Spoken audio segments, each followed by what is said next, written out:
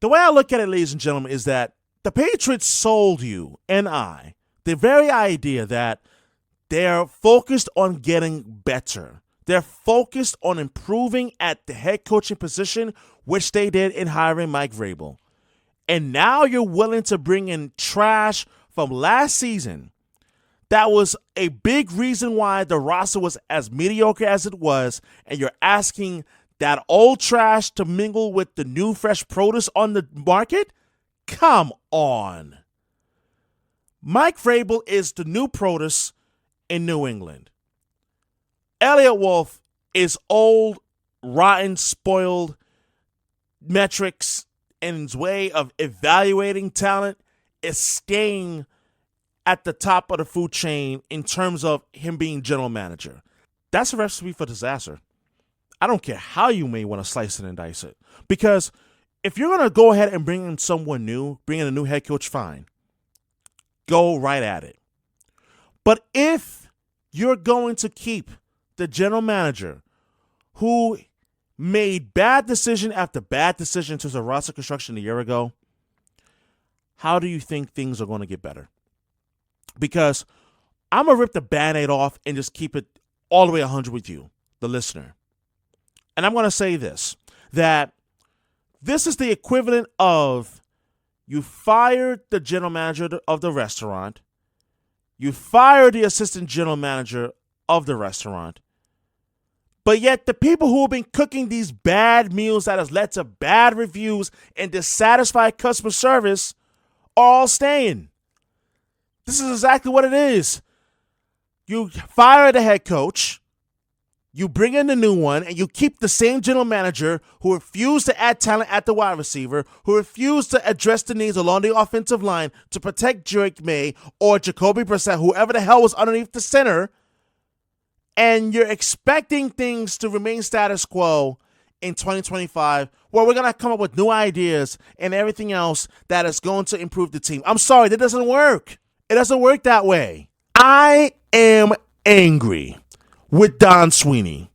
I am angry that Don Sweeney was the man who decided that he was going to put this roster together.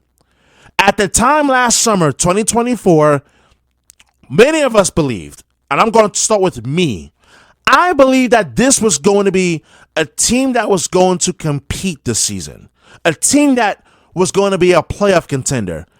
A Stanley Cup contender? Yeah, I had my concerns. I had my concerns in terms of the secondary scoring.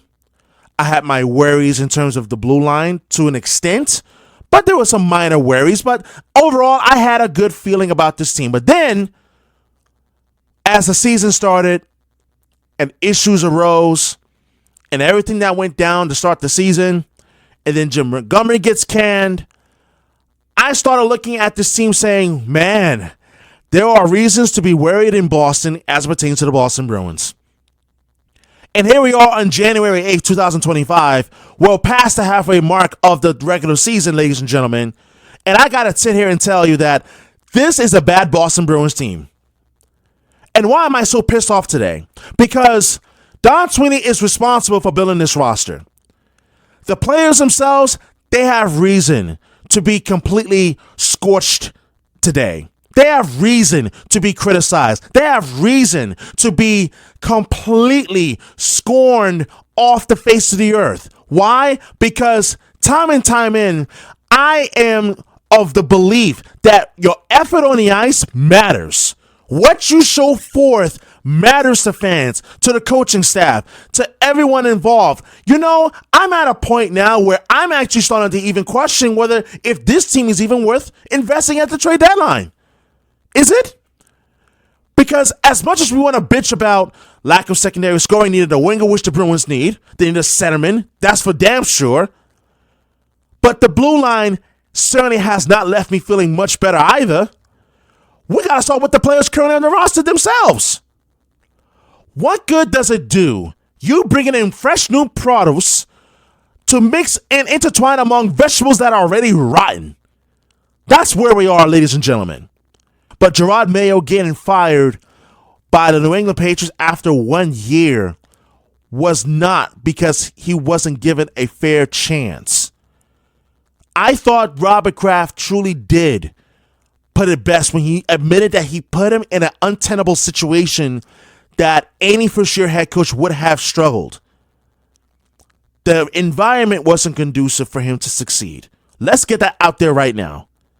I don't care if you went out and you brought in, let's say, for example, Sean McVay to coach this team first year, and he has a similar record as Gerard Mayo did. It would not have made a difference because the roster is that bad.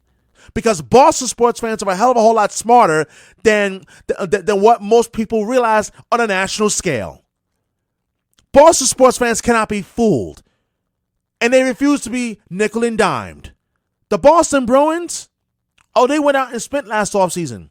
Congratulations, but where's the return investment on that spending? That hasn't been there.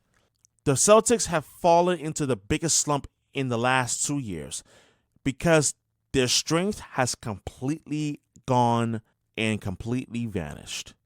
It's not for the lack of good shooters on this team. We obviously know that the Celtics have good shooters in Jaylen Brown and Jason Tatum and Al Horford and Kristaps Porzingis and Drew Holiday. We all know.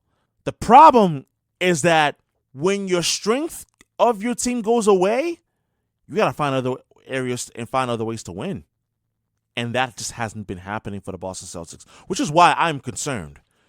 Not only are they allowing a lot more three-point attempts defensively, but their opponents are hitting those three-pointers while the Celtics themselves are lapsing. They are falling behind. They're not hitting those three-pointers the way that they used to earlier this season. And that's just a recipe for disaster, especially now in the NBA this season where, in my opinion, the Celtics are not the main threat to win a title this season. You got two or three other teams in the NBA whom you could actually make that same claim to now.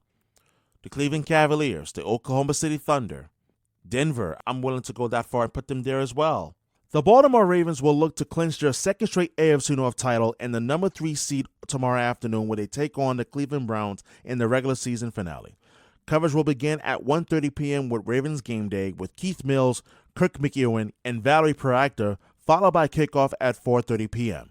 Jerry Sandusky and Hall of Famer Rod Woodson will have the call of the game here on WBAL News Radio 1090, FM 101.5, and across the Ravens radio network.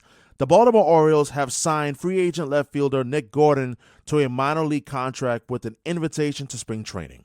Gordon hit .227 with 8 home runs and 32 runs batted in 95 games with the Miami Marlins last season. Keep it locked in to WBAL News Radio 1090 and FM 101.5 for the latest up-to-the-minute news and sports updates. I am Shukri Wrights. You are listening to the flagship station of the Baltimore Ravens and Baltimore Orioles, WBAL News Radio 1090, FM 101.5. Here's your WBAL News Radio sports update. The Baltimore Ravens return to practice today following their bye week in preparation for their Week 15 matchup against the New York Giants.